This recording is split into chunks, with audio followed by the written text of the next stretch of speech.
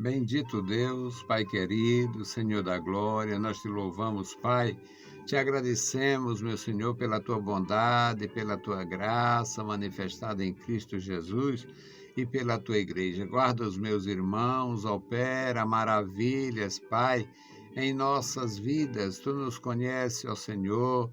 Tu sabes, meu Senhor, nosso coração, nosso desejo, nosso sentimento, Senhor, em relação à tua obra, nos dá mais graça, mais coragem, companheiros fiéis, nos ensina, Senhor da glória, a fazer a tua obra.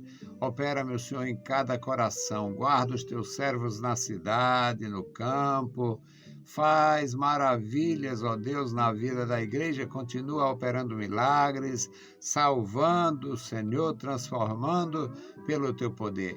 Amado Pai, Deus Todo-Poderoso, opera em nossas vidas e atende o nosso clamor. Em nome de Jesus Cristo, nós te pedimos. Amém. Saudamos a todos com a paz de nosso Senhor Jesus Cristo. Voltamos para apresentar o programa Voz da Igreja, programa da Escola Teológica União e Crescimento, a Unicresce. O nosso sentimento, nosso desejo sempre foi comunicar a palavra de Deus, por isso criamos a escola em 88 e temos mantido até agora, pela misericórdia de Deus. Mantemos as nossas aulas presenciais e fazemos o trabalho radiofônico e também nas redes sociais. Hoje, meus amados irmãos, nós vamos meditar em Atos, capítulo 22, a defesa do apóstolo Paulo diante de um conselho de anciãos, homens que tinham, investido nele, confiado nele, esperado nele, e agora estavam tendo a necessidade de ouvi-lo se explicando após a sua conversão. Então, Atos dos Apóstolos, capítulo 22, versículos de 1 a 10, para a nossa meditação. Paulo, apóstolo, se defendendo. Homens, irmãos e pais, ouvi agora a minha defesa perante vós. E quando ouviram falar-lhes em língua hebraica, maior silêncio guardaram. E ele disse: quanto a mim, sou judeu, nascido em Tarso, da Cilícia, e nesta cidade criado aos pés de Gamaliel, instruído conforme a verdade da lei de nossos pais, zelador de Deus, como todos vós hoje sois. E persegui este caminho até a morte, prendendo e pondo em prisões tanto homens quanto mulheres, como também o sumo sacerdote minha testemunha, e todo o conselho dos anciãos. E recebendo destes carta para os irmãos, fui a Damasco para trazer maniatados para Jerusalém aqueles que ali estivessem, a fim de que fossem castigados. Ora, aconteceu que, indo eu já de caminho e chegando perto de Damasco, quase ao meio-dia, de repente me rodeou uma grande luz do céu. E caí por terra e ouvi uma voz que me dizia: Saulo, Saulo, por que me persegues? E eu respondi: quem és, Senhor? E disse-me: eu sou Jesus, a quem tu persegues. Eu sou Jesus Nazareno, a quem tu persegues. E os que estavam comigo viram em verdade a luz e se atemorizaram muito, mas não ouviram a voz daquele que falava comigo. Então disse eu: Senhor, o que farei? E o Senhor disse-me: levanta-te e vai a Damasco, e ali se te dirá tudo o que te é ordenado fazer. Louvado seja para sempre o nosso Deus. Querido Senhor, Pai Santo que estás nos céus, lemos a tua palavra, pedimos a tua graça.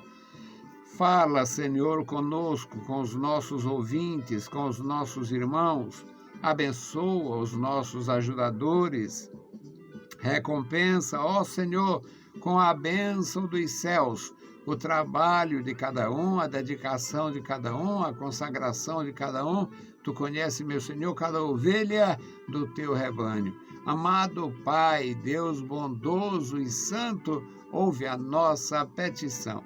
Em nome de Jesus Cristo, nós te pedimos. Amém. Louvado seja o nosso Deus. Meus amados irmãos, louvado seja o Senhor, porque nós temos relativa tranquilidade. Eu, pelo menos, nunca fui intimado a... Por que você está pregando? Por que você fez isso? Nossa nação ainda temos uma certa liberdade, apesar das espionagens, de alguma perversidade, de muitas críticas, uma mídia podre, como muito perversa, acostumada com a corrupção, defende a corrupção por interesse e perturbam muito o trabalho da gente, mas ainda temos liberdade. Eu nunca fui detido, nunca fui preso e acredito que se alguém está sendo detido ou preso é por alguma precipitação, porque falar com mais franqueza, com mais clareza do que eu falo é muito difícil. E não faço de uma forma agressiva, muito embora seja uma expressão às vezes bem ríspida, mas é porque a necessidade obriga, a carência justifica. Nós temos uma igreja em cada esquina e pouquíssima gente decente servindo a Cristo. Além dos vícios, as manias, apóstolo para cá, apóstolo para lá, alguém que não presta para ser nada, aí se apresenta como apóstolo. Eu só vejo como uma arrogância tremenda, mas eles têm liberdade para fazer o seu apostolado de Araque e eu tenho liberdade para criticar o apostolado de Araque. Então, resultado, ainda temos liberdade. Eu nunca fui intimado, nunca me vi nesta situação do apóstolo Paulo. Espero não me ver nisto, mas se chegar, farei, no nome do Senhor Jesus. Paulo era um homem letrado, um homem bem preparado, um homem de alto padrão para o judaísmo, a serviço do judaísmo e principalmente da massa dominante do judaísmo, que eram os fariseus. Ele era um fariseu destacado, um fariseu com brio, um fariseu que tinha superioridade em relação a muitos deles. Agora, ele havia se convertido e como ele estava servindo a Deus, havia um incômodo muito grande, porque além dele ser bastante conhecido, além dele ter um padrão de credibilidade muito grande, ele era convincente, ele tinha uma palavra extraordinária, chegou a ser descrito como o maior defensor da seita do Nazareno, que era assim que os ímpios chamavam a Igreja de Jesus. E aqui, neste texto, Atos 22, de 1 a 10, Paulo está se defendendo perante os seus irmãos, que em muitos aspectos eram terríveis inimigos. Homens, irmãos e pais. Ele, com esta saudação inicial, ele saúda todos ali.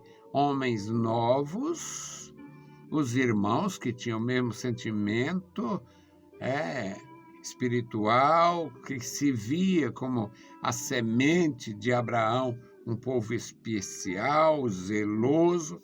Então, ele menciona, primeiro, homens, sem distinguir a questão da fé, vem irmãos, enfatizando a fé, a comunhão, e pais, uma forma reverente de se dirigir aos idosos.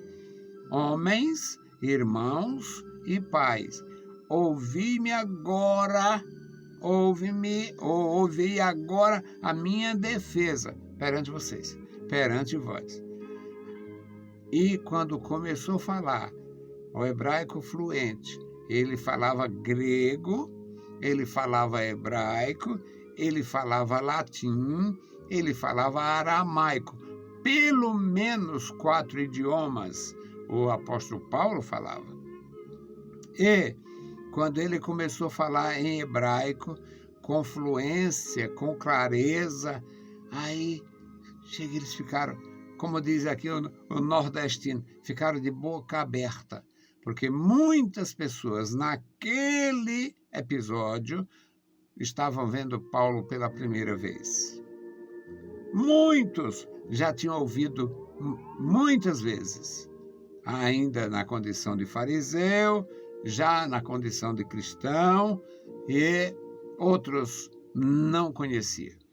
E ficaram, como diz o nordestino, de boca aberta ou encantados. E ele começou a descrever a sua condição.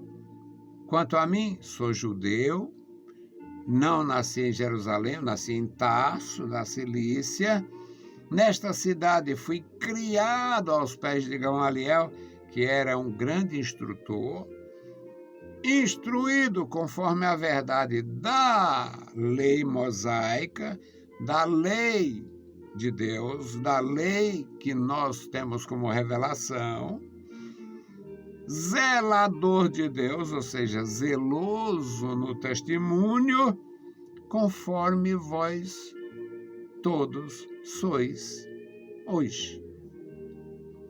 Ele eleva o ambiente, um padrão espiritual, sem distinguir os homens, os irmãos e os pais. Portanto, ele coloca como se todos ali tivessem uma fé semelhante a dele, uma formação semelhante a dele, e pudesse sim glorificar a Deus pelo conhecimento, pela fé. No versículo 4, meus amados irmãos, aí ele começa a dizer o que ele fazia de mal. Eu persegui este caminho até a morte. A primeira menção que nós temos a ele é no apedrejamento de Estevão, no capítulo 7. Ali no capítulo 7, ele é uma das pessoas que tem autoridade naquela execução. É tanto que, como era o costume da época, as vestes daqueles que fizessem a execução, as vestes estariam manchadas, eles não poderiam entrar com aquelas vestes na cidade, se eles usassem as vestes durante o ato. Então eles tiraram as vestes, o Saulo guardou para eles, eles fizeram o justiçamento, que era apedrejar o Estevão, e depois cada um tomou sua veste de volta. Então ele diz aqui que perseguiu o caminho até a morte.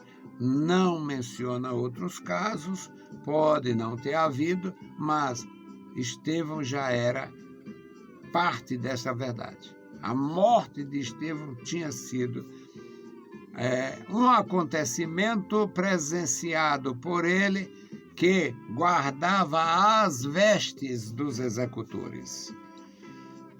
Ele diz também, meus amados irmãos, que nesta condição de perseguir o caminho até a morte, ele prendeu pessoas, ele prendia num lugar e levava para botar na prisão em outro lugar.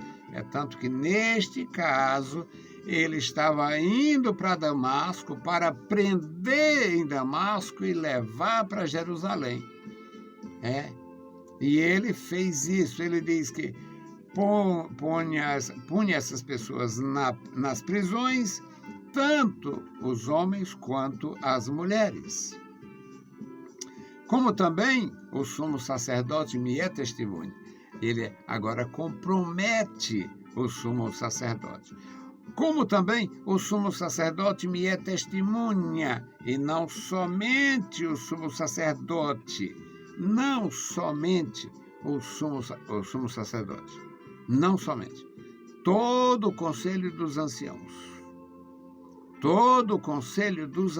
ou seja, todo cidadão, que Israel sempre foi muito democrático nisso, todo cidadão pode se expressar e contribuir, tomar a palavra e tal. E ele diz, o sumo sacerdote é uma testemunha que eu tenho sobre isto, e todo o conselho dos anciãos, que eu recebendo destes cartas aos irmãos que estão em Damasco, eu fui lá para trazer maniatados, a forma amarrava a pessoa, prendendo os pés e as mãos. Maniatados. Muitos prendia a pessoa. A mão ficava presa, o braço preso, o braço direito preso à perna direita, e já era um problema. E se prendesse o braço esquerdo, a perna esquerda, era outra situação. Muito embora eles pudessem também usar só nas mãos, como uma algema, usando uma cadeia tipo algemas da época. Todos essas condições, elas podem ser descritas como maniatar. Amarrar as mãos com os pés, também era maniatar. E ele diz que ao encontrar essas pessoas, ao prender essas pessoas, maniatar essas pessoas, levar para Jerusalém, para que elas fossem castigadas. Qual o castigo merecido por alguém que recebe a graça salvadora, o perdão dos pecados? Pois é, sempre foi assim. A igreja de Jesus sempre teve inimigos, e nem sempre esses inimigos eram pagãos. Muitos deles foram judeus que não entenderam a pregação de João Batista, não entenderam a pregação de Jesus Cristo, não entenderam nem aceitaram a convivência com a igreja e partiam para a eliminação. O pensamento deles é que aquilo era simplesmente uma afronta à lei de Moisés, portanto, uma maldade contra a nação e contra Deus. Ele continua, meus amados, no versículo 6, ele diz, vai descrever a sua experiência. Ora, aconteceu que, indo eu já de caminho, chegando perto de Damasco, quase ao meio-dia, de repente me rodeou uma grande luz do céu. Foi uma experiência assustadora, algo muito mais profundo do que um grande relâmpago. O relâmpago, ele acontece aquela descarga elétrica rapidinho, muito rápido. Neste episódio, não foi rápido. Durante aquela conversa de Cristo glorificado com ele, havia, sim, a luz presente. A luz não foi só como um relâmpago. Alguém chega a dizer isto, mas não foi só um relâmpago, porque um relâmpago passa rápido, não teria tido efeito de fazer o que fez o que fez no cristalino dos seus olhos. 3 dias depois, quando Ananias ora por ele, cai uma casca, uma tipo escama dos seus olhos. Foram queimados pelo o resplendor da luz. Ele está descrevendo aqui no versículo 6. Ora, aconteceu que, indo já de caminho, chegando perto de Damasco, quase ao meio-dia, de repente me rodeou uma grande luz do céu. E agora a mensagem. Depois desta visão, que tirou-lhe a visão, ele descreve: e eu caí por terra, ouvi a voz que me dizia: Saulo, Saulo, por que me persegues? É um tempo muito maior do que de um relâmpago. Ainda tem o diálogo. Aqui é uma pergunta do Senhor Jesus glorificado. Aí vem a pergunta. Quem é, Senhor? Quem é, Senhor? E a resposta: eu sou Jesus, a quem tu persegue. E os que estavam comigo, ele passa a descrever, os que estavam comigo viram a luz, mas não ouviram a voz. Os estudiosos que ficam muitas vezes preocupados com os detalhes, algumas versões dizem que eles ouviram a voz. Mas você ouviu a voz e não compreender a mensagem é como se você não tivesse ouvido. Então, na palavra do nosso Deus, não há contradição. O que há é incapacidade em nós para compreender toda a mensagem, toda a revelação. Você ouvir a voz e não entender a mensagem, você pode dizer que não ouviu. Ou ouviu e não entendeu, é como se não ouvisse. Na continuação, ele diz que eles viram a luz, mas não ouviram a voz, além de terem ficado muito assustados. E no versículo 10, meus amados, ele continua falando perante o conselho e diz: então disse eu, Senhor, que farei? A maioria das versões, que queres que eu faça? Mas aqui, que farei, Senhor? Aí o Senhor lhe disse, o Senhor disse-me: levanta-te, entra na cidade, ou vai a Damasco, e ali te será dito, ali se te dirá tudo que te é ordenado fazer. Era uma mensagem do céu para o fariseu jamais duvidar, nunca voltar atrás e ser uma bênção para a igreja no decorrer dos séculos. Nem ele, nem os apóstolos originais, ninguém esperava, ninguém teve a revelação de que a igreja ia passar 2000 anos na terra ou mais.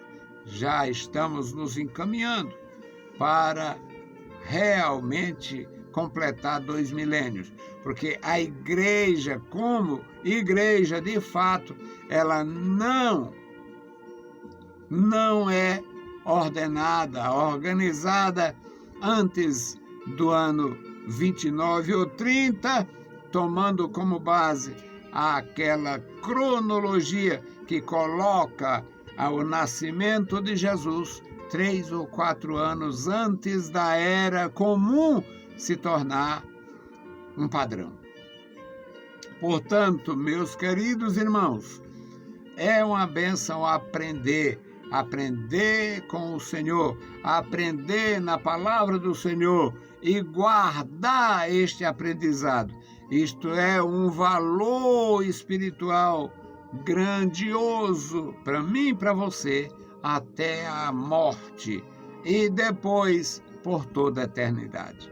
Que Deus abençoe os meus irmãos, que cada um receba a graça, a porção de Deus para fazer a obra de Deus. Agora nós vamos fazer a intercessão pelo memorial da oração, onde estão famílias inteiras, pessoas convertidas, pessoas muito enfermas, pessoas que nunca teve um encontro com Jesus, mas os familiares oram, pedem e acreditam. Bendito Deus, Pai querido, Senhor da glória, nós estamos em Tua presença. Suplicamos a Ti, meu Senhor, pela Tua graça, o Teu amor, a revelação de nosso Senhor Jesus Cristo. Ó Deus, salva almas para o Teu reino. Manifesta, Senhor, o Teu grande poder na vida da igreja. Guarda, Senhor, os Teus servos.